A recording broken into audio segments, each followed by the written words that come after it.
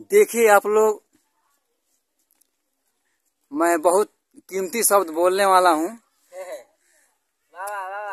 ध्यान से आप लोग सुनिए, इस शब्द में बहुत मजा है।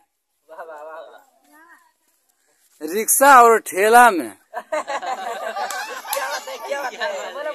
रिक्शा और ठेला में, मंडी और मेला में, गुरु और चेला में अंतर बहुत है।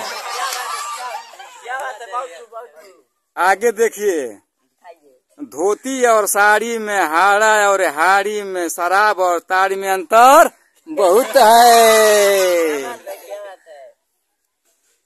देहात और शहर में, नदी और नहर में, देहात और शहर में, नदी और नहर में, जोड़ी और जोहर में अंतर बहुत है।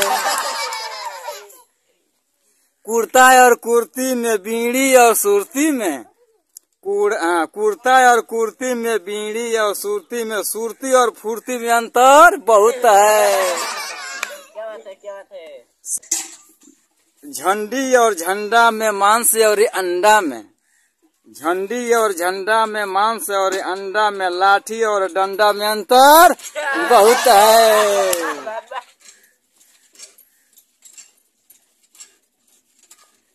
हाथी और घोड़ा में, हाथी और घोड़ा में, घोड़ी और कोड़ा में, फुंसी और फोड़ा में अंतर बहुत है। सूरज और तारा में, आरी और आरा में, सूरज और तारा में, आरी और आरा में, पानी और पारा में अंतर बहुत है।